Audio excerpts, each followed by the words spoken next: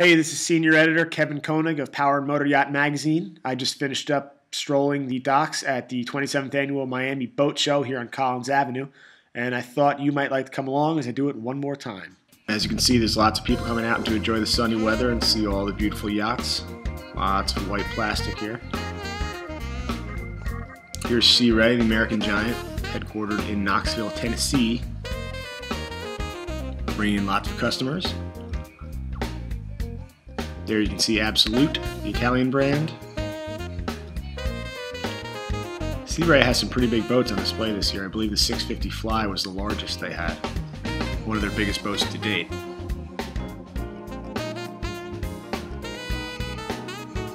There's Wider, the innovative Italian brand. You're going to see this boat split out to double its beam.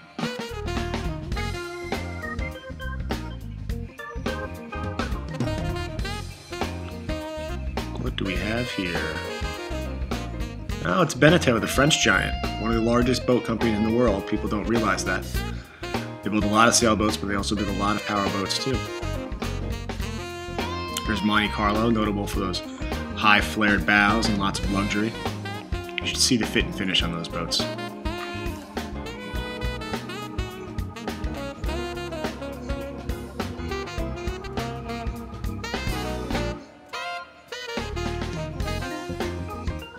In the back there you can see Princess.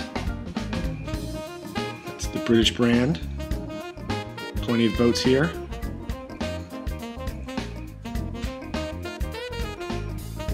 You can tell just by looking at them that the British boats are very sturdily built.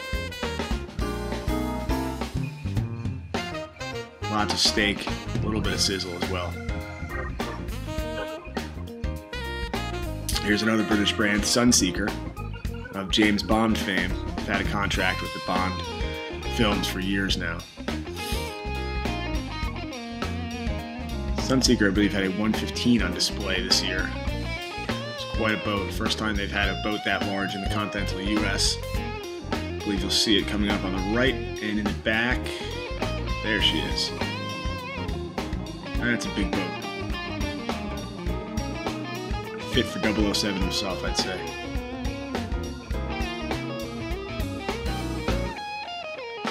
Now we have the Azimuth Magellano. That has that step tall. You can go at displacement speeds or semi-displacement. It's known as one of the more greener boats at the show. Great fuel consumption there.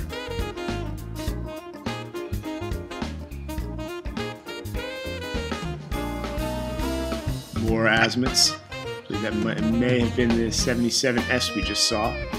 It's a triple engine package, bit of a rare deal.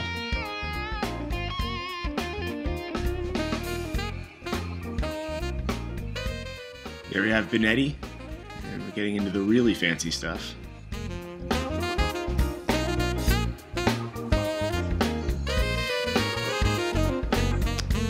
And now we've gotten into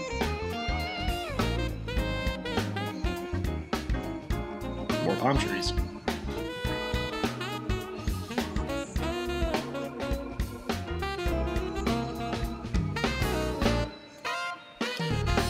San Lorenzo is at the show, another Italian brand.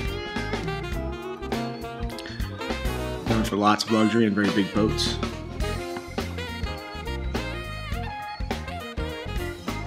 There's Tiara, built up in Michigan.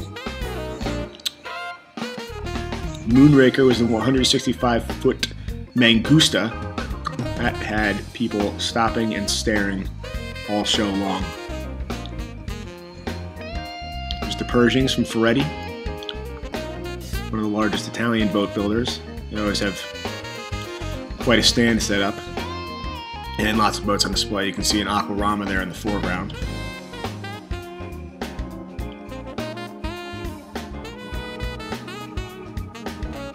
There's German brand Bavaria. You should see the fit and finish on these things. The joinery on the wood is amazing. People don't really know about this brand, but I think they're about to make a splash. No pun intended.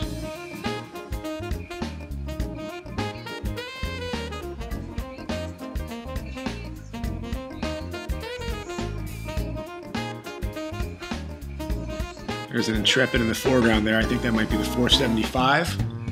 may have triple 350s on that.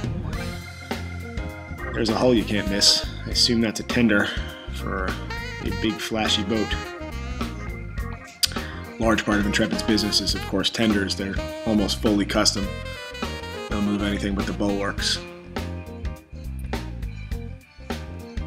I believe that's a 400 Cuddy, possibly a 37. What is that? Some little modern design. Can't quite make out which brand it is. Looks like we're into the brokerage section of the Collins Avenue display. Plenty of fine, gently used vessels for your perusal.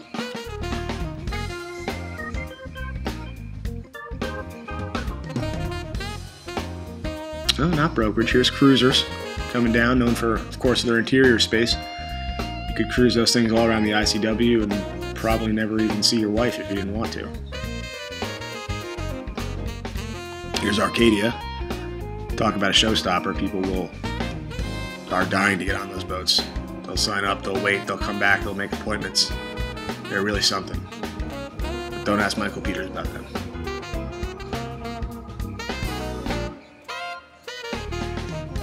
There's Galati, of course, huge name in the American boat industry.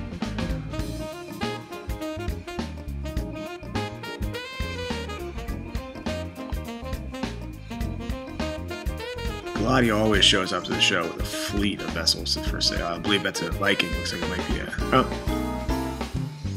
It might have been a Hatteras. I can't quite tell. But here's Viking. You can see the 75 Motoryacht in the back there.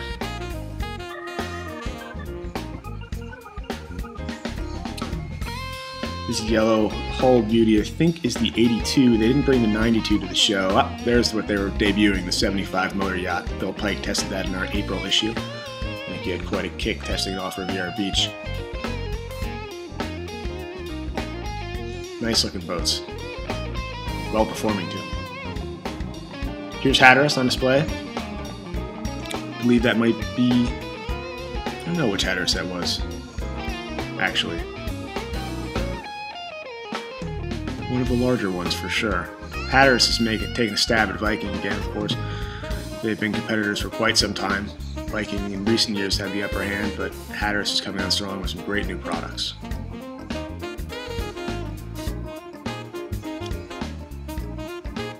This is the 100, I believe. The raised pilot house. Interesting little design there. You should see the bar on the flying bridge in that thing. It is amazing. I think we have pictures on the website if you'd like to go check them out. I took them, so I know. Oh, there's Larry Bonadeo's boat. He's a custom builder down in Stuart, Florida.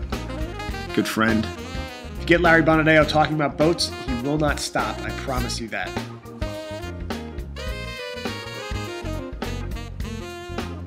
There's the Sport Fish Pavilion.